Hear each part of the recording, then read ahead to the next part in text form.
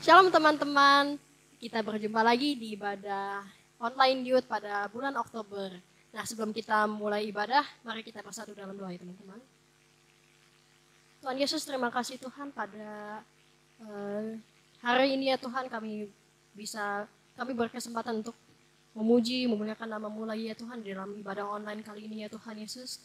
Kami berdoa Tuhan, biar Engkau yang menyertai kami ya Tuhan Yesus, biar Engkau yang memberikan rema untuk kami ya Tuhan, agar kami bisa diberkati dan kami bisa memuji dan memuliakan nama-Mu dengan sepenuh hati kami ya Tuhan. Terima kasih ya Tuhan Yesus, dalam nama Tuhan Yesus kami telah berdoa dan mengucap syukur. Amin. Nah teman-teman, di ibadah online kali ini kita diberi kesempatan dilayani oleh salah satu teman kita, namanya Stefani. Dia akan melayani sebagai pemimpin pujian di ibadah online kali ini. Oleh sebab itu, mari kita semuanya bersatu untuk kita memuji dan memuliakan nama Tuhan. Tuhan Yesus memberkati.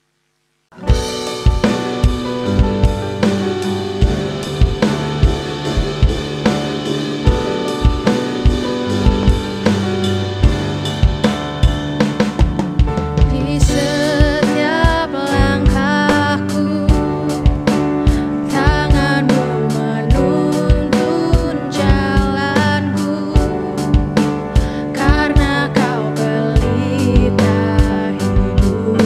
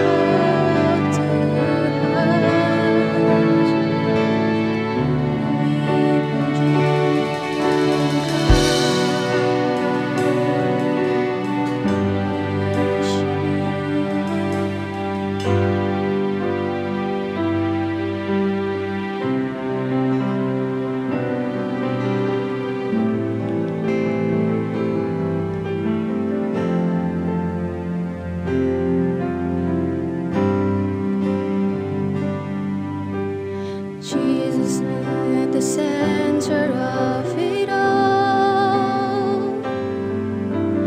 Jesus at the center of it all. From beginning to the end, it will always be, it's always been you, Jesus.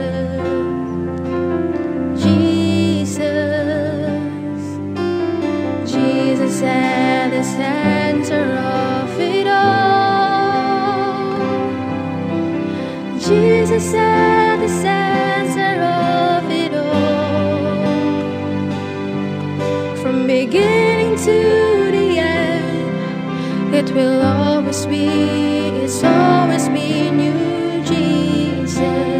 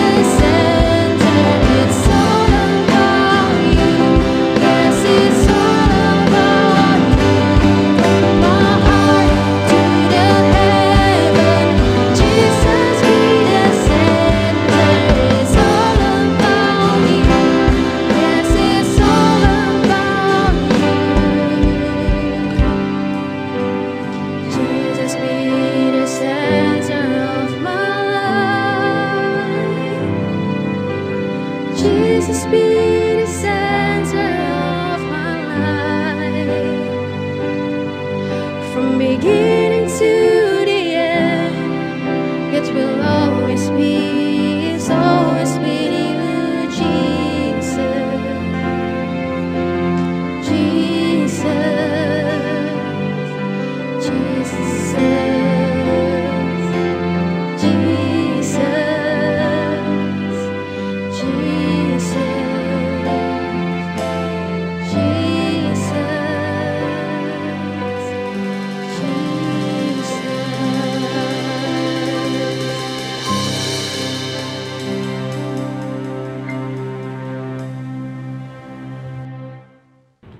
Taruh. 3, 2, 1. Halo guys semuanya, kita berjumpa lagi di Badayut bulan Oktober.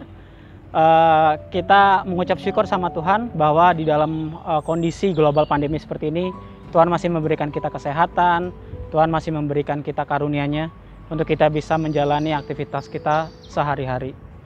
Mungkin kita udah bosan mungkin dengan global pandemi, dengan apa yang terjadi. Tapi tidak bisa kita pungkiri bahwa global pandemi ini sudah benar-benar menghancurkan kehidupan kalangan orang dari kalangan rendah, menengah, ataupun kalangan atas. Semua orang kena dampaknya.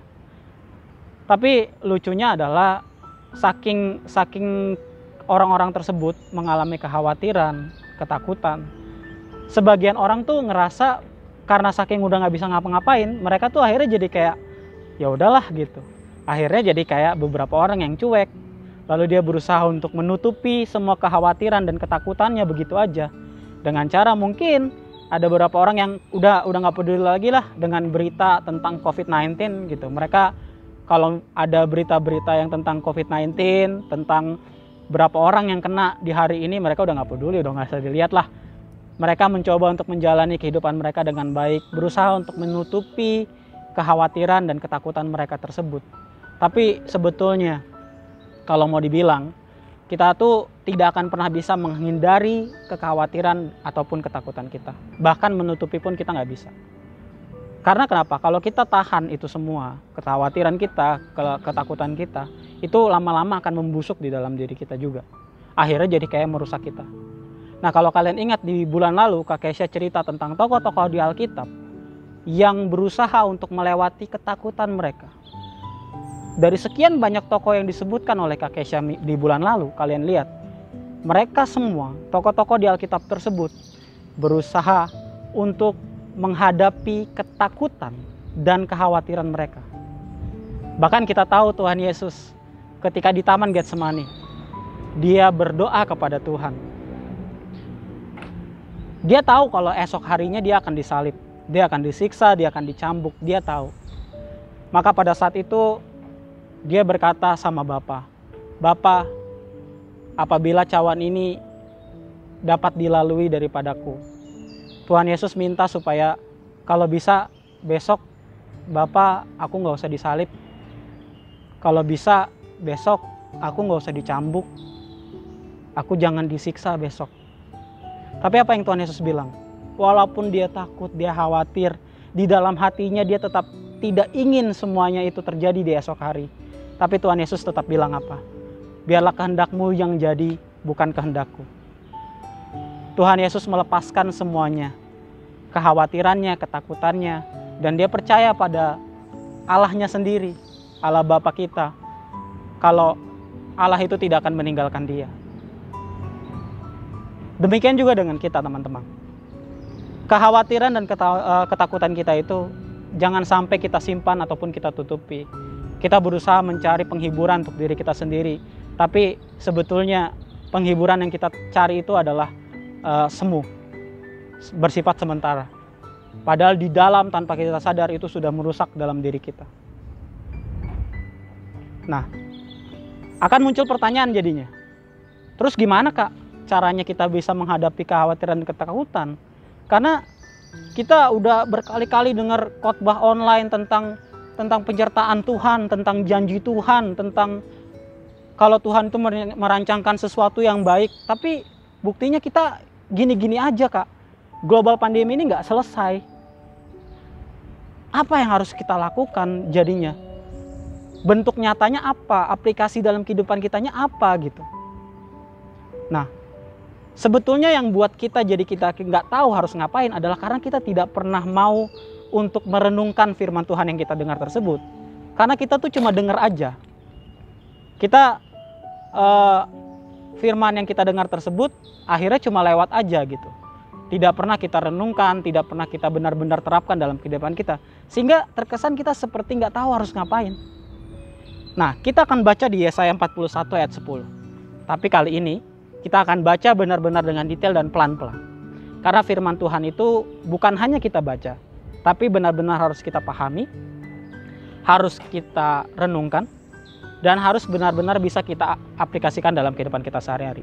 Kalau kita mau aplikasikan dalam kehidupan kita sehari-hari, tapi kita tidak paham yang sebetulnya daripada ayat tersebut, maka kita akan susah untuk mengaplikasikan dalam kehidupan sehari-hari. Jadi sekarang mari kita baca Yesaya 41 ayat 10. Kita benar-benar baca dengan detail. Yesaya 41 ayat 10. Janganlah takut, sebab aku menyertai engkau. Janganlah bimbang, sebab aku ini Allahmu. Aku akan meneguhkan, bahkan akan menolong engkau. Aku akan memegang engkau dengan tangan kananku yang membawa kemenangan. Sekali lagi kita akan baca dengan benar-benar detail.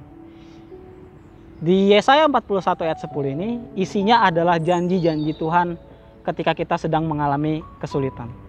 Janji apa aja sih yang terdapat? Kita baca ya, pelan-pelan. Janganlah takut, sebab aku menyertai engkau. Yang pertama, penyertaan Tuhan. Tuhan berjanji bahwa Dia akan selalu menyertai kita.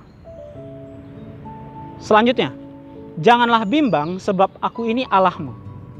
Aku akan meneguhkan. Janji yang kedua, peneguhan. Yang pertama tadi apa? Penyertaan Tuhan. Yang kedua, peneguhan. Lanjut. Bahkan akan menolong engkau. Yang ketiga, pertolongan Tuhan. Lihat, 3 yang Tuhan janji sama kita. Ada lagi nggak? Lihat, baca lagi selanjutnya. Aku akan memegang engkau dengan tangan kananku yang membawa kemenangan. Yang keempat, kemenangan yang Tuhan janjikan sama kita. Tadi Dia menjanjikan penyertaan. Yang kedua, Dia menjanjikan peneguhan. Yang ketiga, Dia janjikan pertolongan. Dan yang keempat, kemenangan.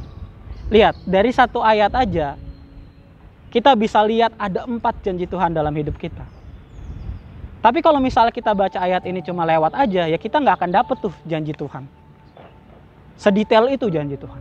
Penyertaan, peneguhan, pertolongan, dan kemenangan. Nah, apalagi yang harus kita jadikan kekuatan kita ketika kita harus menghadapi kekhawatiran dan ketakutan? Kita baca di Filipi 4 ayat 6 sampai 7. Kita baca yang versi Indonesianya ya. Janganlah hendaknya kamu khawatir tentang apapun juga, tetapi nyatakanlah dalam segala hal keinginanmu kepada Allah dalam doa dan permohonan dengan ucapan syukur. Damai sejahtera Allah yang melampaui segala akal akan memelihara hati dan pikiranmu dalam Kristus Yesus. Di sini kita melihat, kalau kita baca dengan detail, silakan kalian baca lagi di rumah untuk kalian renungkan ya, bahwa Tuhan meminta supaya kita nggak usah khawatir. Di situ Dia bilang, nyatakanlah segala keinginanmu kepada Allah dalam doa dan permohonan dengan ucapan syukur. Nah, Kak Ivan nemuin satu tambahan ayat di versi bahasa Inggrisnya. Jadi kita tahu bahwa Alkitab itu ada berbagai versi ya. Yang ini adalah versi bahasa Indonesia. Kita akan lihat dari versi bahasa Inggrisnya, yaitu versi The Message, bahwa ada makna yang tidak dijelaskan di Alkitab yang versi bahasa Indonesia. Tapi kita lihat ya di versi The Message-nya. Don't fret or worry.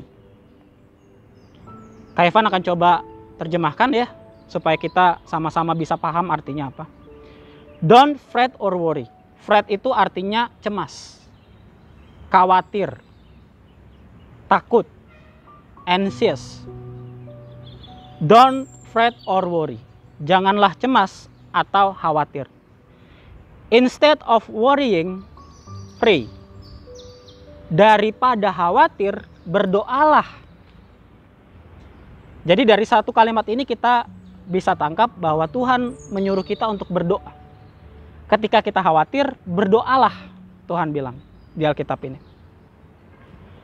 Let petition and praises shape your worries into prayers. Petition itu artinya permohonan, permintaan, keinginan. And praises shape your worries into prayers. Nah, di sini yang menarik. Let petition, biarlah permintaanmu itu, permohonanmu, pujianmu yang akan membentuk kekhawatiranmu itu menjadi ucapan syukur kepada Tuhan. Itu yang menarik. Jadi kenapa kita disuruh berdoa sama Tuhan ketika kita merasa khawatir? Karena ketika kita berdoa, kita menyampaikan isi hati kita menyampaikan semua keluh kesah kita menyampaikan permohonan kita menyampaikan segala pujian kita sama Tuhan, itu akan mengubah khawatir kita menjadi ucapan syukur sama Tuhan. That's so powerful. Ya, yang tidak ada di versi Indonesianya. Karena di versi Indonesia dibilang, janganlah hendaknya kamu khawatir tentang apapun juga. Tetapi nyatakanlah dalam segala hal keinginanmu kepada Allah dalam doa dan permohonan dengan ucapan syukur. Nah, kan kita bingung, kenapa kalau misalnya kita khawatir kita harus menyatakan permohonan? Ya karena ketika kita khawatir, kita berdoa, maka doa itu, permohonan itu akan mengubah khawatir itu menjadi ucapan syukur sama Tuhan. Kita lanjutin dulu versi bahasa Inggrisnya ya. Letting God know your concerns. Dan kita biarkan Tuhan memahami apa yang menjadi kekhawatiran kita, yang menjadi masalah dalam hidup kita. Before you know it, a sense of God's wholeness, everything coming together for good, will come and settle you down. Artinya apa? Sebelum kamu ketahui, sebelum kamu sadari keutuhan daripada Tuhan, God's wholeness, keutuhan. Wholeness itu artinya keutuhan, kesempurnaan daripada Tuhan itu akan datang ke kita demi kebaikan dan akan menenangkan kita. Will settle you down. Oke? Ngerti maksudnya sampai sini? Instead of worrying, pray. Daripada khawatir, berdoalah. Kenapa harus berdoa? Supaya kita bisa menyampaikan permintaan kita. Kita bisa menyampaikan permohonan kita sama Tuhan. Dan itu yang akan mengubah kekhawatiran kita menjadi ucapan syukur. Di saat itu terjadi, keutuhan daripada Tuhan akan turun atas kita. Dan itu yang akan menenangkan kita. Kita bisa lihat contoh yang tadi udah Kak Ivan ceritakan ketika Yesus di Taman Getsemani. Apa yang dia bilang? Biarkanlah cawan ini berlalu daripadaku. Itu adalah keinginan daripada Tuhan Yesus sendiri. Supaya cawan itu berlalu daripada dia. Kita tahu bahwa Tuhan Yesus pada saat itu sangat khawatir. Tuhan Yesus benar-benar takut di situ. Bahkan Alkitab bilang keringat dia berubah menjadi darah, titik-titik darah. Berarti itu menandakan bahwa dia benar-benar ketakutan. Tapi kita lihat seperti apa yang dikatakan di Filipi 4 ayat 6-7 ini. Ketika dia mengalami kekhawatiran, dia sampaikan permintaannya sama Allah Bapa. Tuhan kalau bisa laluilah cawan ini. Tuhan kalau bisa aku besok gak usah disiksa. Dan Tuhan menjawab, kesempurnaan Tuhan itu turun atas Yesus. Damai sejahtera Allah turun atas Yesus. Dan yang kemudian akan menenangkan dia. Karena kita lihat setelah itu Tuhan Yesus sudah mulai tenang. Dan dia menjalani semua yang harus dia lakukan itu. Kita bisa lihat Filipi 4 ini mengajarkan kita banyak hal tentang kekhawatiran. Oke, Kak Ivan mau cerita. Ketika di tahun 2011. Di tahun 2011 itu Kak Ivan baru pertama kali keterima kuliah di Universitas Lampung. Ya. Pada saat itu ya entah apa yang terjadi lah, maksudnya Kak Ivan gak pernah ke Lampung gitu. Terus tiba-tiba keterima di Lampung. Itu kalian tahu. Walaupun dalam hati mungkin senang karena keterima di perguruan tinggi negeri gitu ya. Yang mungkin gak setiap orang bisa dapat gitu. Tapi walaupun begitu, Kak Ivan tuh ngerasa ada sedihnya sedikit. Kenapa? Karena pada saat keterima itu, pada saat itu kalau nggak salah, youth kita masih baru berdiri. Dan kita tuh lagi solid-solidnya pada saat 2011 itu. Nah ketika kita lagi solid-solidnya di 2011 itu, tiba-tiba Tuhan bilang, pergilah ke Lampung untuk kamu kuliah. Tuhan kirim Kak Ivan untuk kuliah di Lampung. Nah pada saat itu yang Kak Ivan pikirkan adalah, Kak Ivan gak punya keluarga di sana. Gak kenal siapa-siapa di Lampung, ke Lampung aja gak pernah. Dan kekhawatiran itu mulai muncul.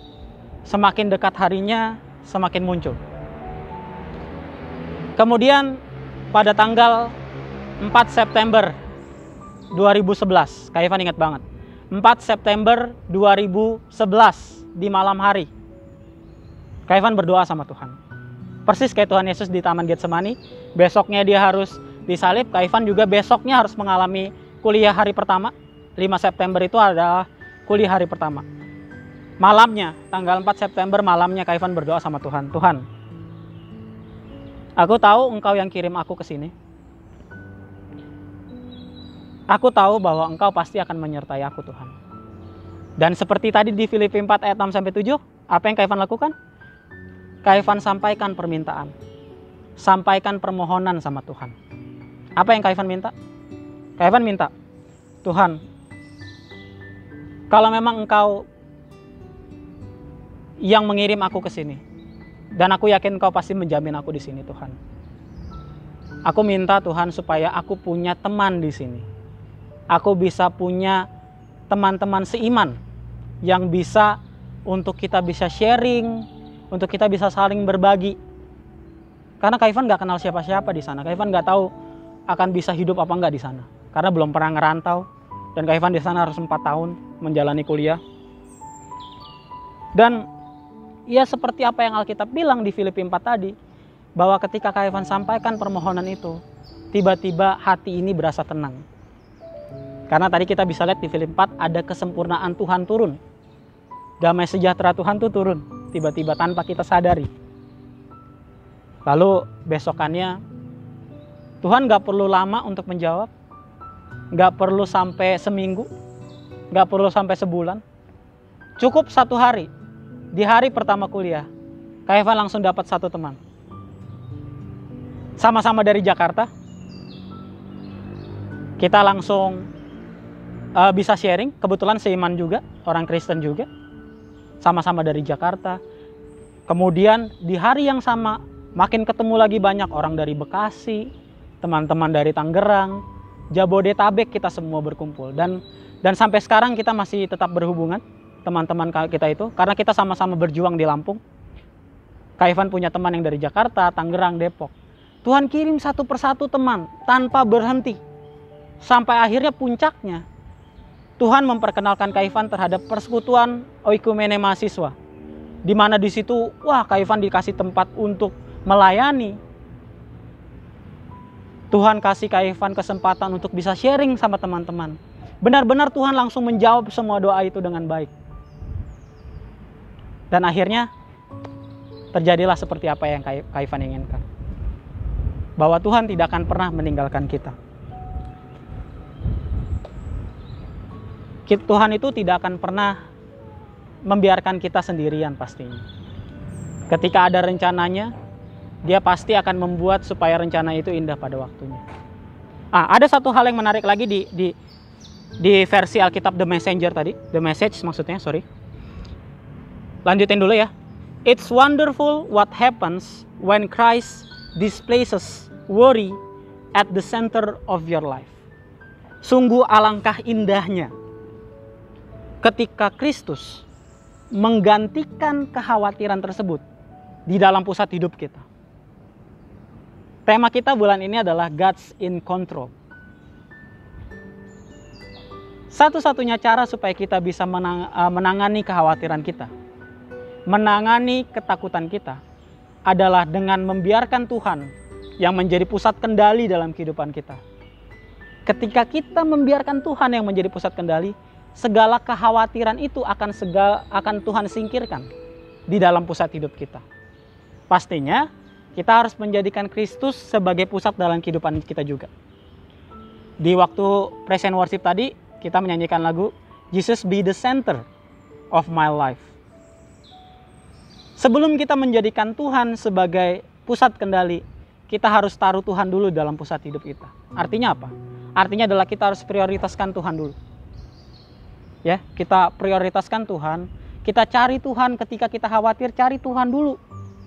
Bukan malah kita sembunyikan khawatiran kita, bukan malah kita mencari penghiburan ke tempat yang lain, tapi kita cari Tuhan. Itulah yang membuat kita bisa membiarkan Tuhan di dalam pusat kehidupan kita. Itulah yang membiarkan kita menaruh Tuhan sebagai pusat kendali kita. Itu adalah cara yang ampuh untuk melawan kekhawatiran dan ketakutan. Nah, terus akan muncul pertanyaan. Kak, tahu dari mana kalau Tuhan itu megang kendali dalam hidup kita? Oke. Seorang hamba Tuhan bernama Stephen Furtick. Dia berkata, "The only way God can show us He is in control is to put us in situation we can control." Artinya, satu-satunya cara Tuhan menunjukkan bahwa Dia yang memegang kendali adalah dengan cara menaruh kita di kondisi yang tidak bisa kita kuasai. Ngerti nggak maksudnya? Jadi Tuhan itu menunjukkan kalau Dia yang memegang kendali adalah dengan cara Dia membiarkan kita menghadapi suatu kondisi yang nggak bisa kita kendali, supaya kita nggak ikut campur tangan gitu. Jadi biar Tuhan yang pegang kendali gitu, nggak usah kita ikut-ikut campur. Terus ketika Kak Ivan baca ini, pernyataan daripada hamba Tuhan ini, Stephen Furtick ini, Kak Ivan tuh langsung ingat, gila, global pandemi ini benar-benar kondisi yang nggak bisa kita kendali. Benar nggak? Setiap hari kasus positif bertambah, setiap hari orang meninggal bertambah, setiap hari ada juga orang yang sembuh, setiap hari banyak juga perusahaan yang bangkrut. Kita nggak bisa kontrol sama sekali. Dan itu benar-benar seperti apa yang hamba Tuhan katakan, bahwa Dia membuktikan Dia yang memegang kendali ketika kita nggak bisa kasih kendali. Kak Ivan yakin di kondisi global pandemi ini, yang walaupun tidak bisa kita kendalikan, tapi Tuhan yang memegang kendali. Mari kita lihat satu ayat. Ini pasti kita pernah dengar ayat ini, udah sering banget lah. Mungkin jadi ayat hafalan bagi kalian yang pernah ikut DK atau HB. Yeremia 29 ayat 11. "Sebab aku ini mengetahui rancangan-rancangan apa yang ada padaku mengenai kamu. Demikianlah firman Tuhan, yaitu rancangan damai sejahtera dan bukan rancangan kecelakaan, untuk memberikan kepadamu hari depan yang penuh harapan." Kak Ivan pernah dengar beberapa orang menyampaikan bahwa ya global pandemi ini terjadi karena Tuhan itu mau menghukum dunia ini. Tuhan membiarkan global pandemi ini terjadi karena Dia tidak mau membiarkan kemaksiatan terjadi makin lama di dunia ini. Tapi Kak Ivan merasa kalau itu nggak sepenuhnya benar. Kenapa? Karena ayat ini. Tuhan itu tidak pernah merancangkan sesuatu yang buruk. Tuhan itu tidak pernah merancangkan sesuatu kecelakaan. Tapi rancangan-rancangan daripada Tuhan itu adalah rancangan yang mendatangkan kebaikan. Di sini dikatakan untuk memberikan kepadamu hari depan yang penuh harapan. Global pandemi ini memang harus terjadi, supaya di masa depan Tuhan bisa memberikan kita hari depan yang penuh harapan lagi.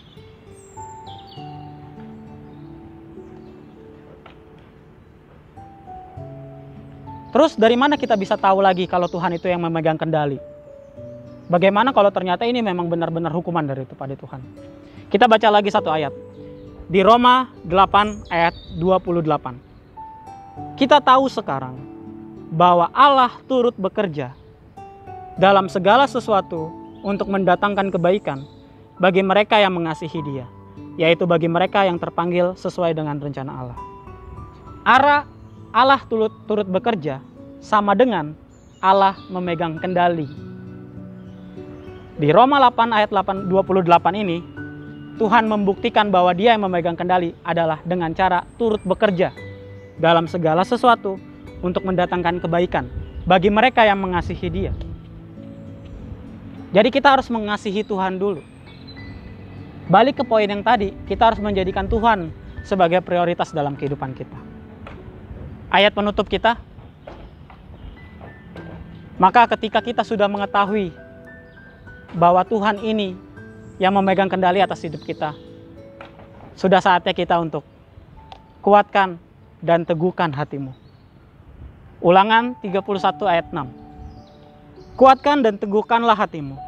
Janganlah takut dan jangan gemetar karena mereka. Sebab Tuhan Allahmu, Dialah yang berjalan menyertai engkau. Ia tidak akan membiarkan engkau dan tidak akan meninggalkan engkau. Tema gereja kita bulan ini juga kuatkanlah hatimu. Kenapa kita harus menguatkan hati? Karena kita tahu Tuhan yang memegang kendali. Kak Ivan akan tutup dengan satu lagu yang tadi udah kita nyanyikan di Praise and Worship. Lagu ini itu yang makanya Kak Ivan minta kalian untuk pelajari sebelumnya, karena lagu ini biar menjadi berkat buat kita semua. Kita nyanyi sedikit ya.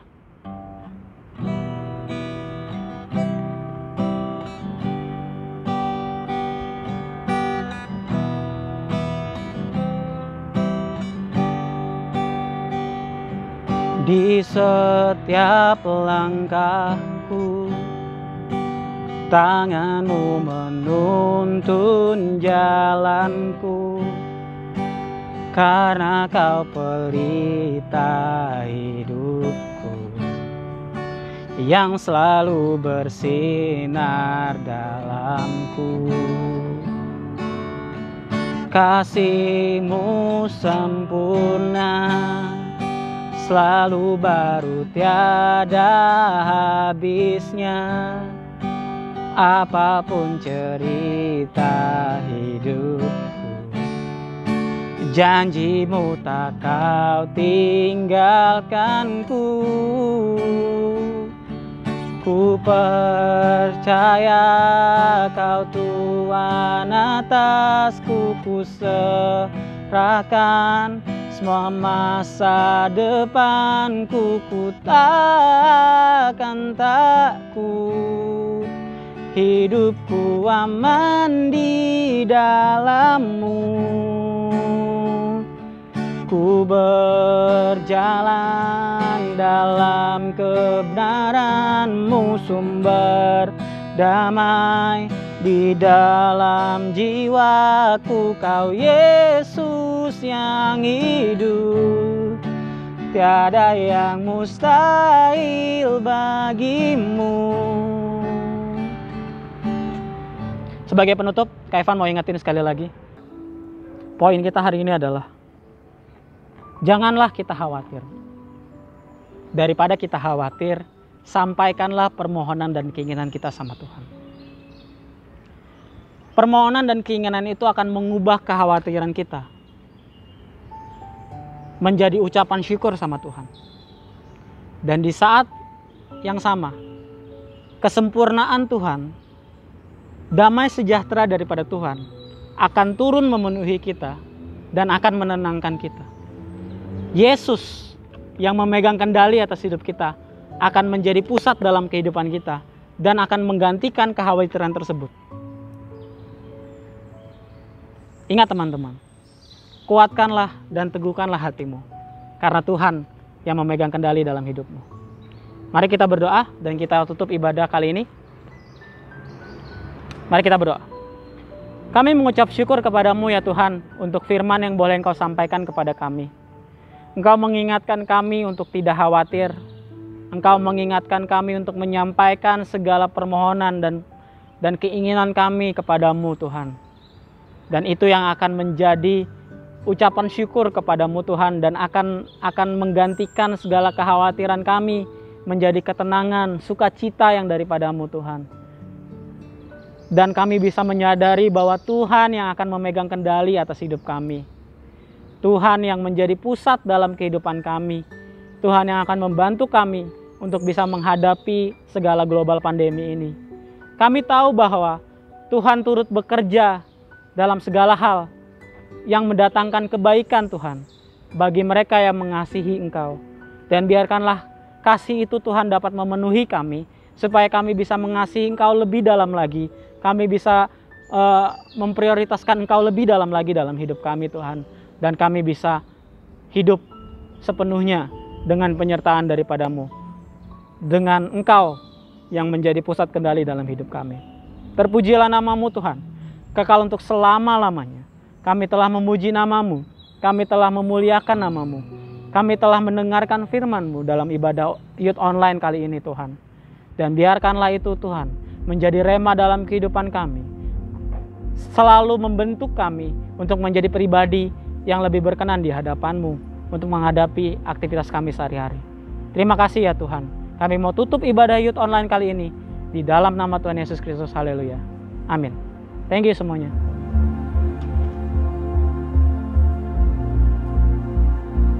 Be still and know that the Lord is in control. Be still, my soul. Stand and watch as giants fall. I won't be afraid, for you are here. You silence all my fears.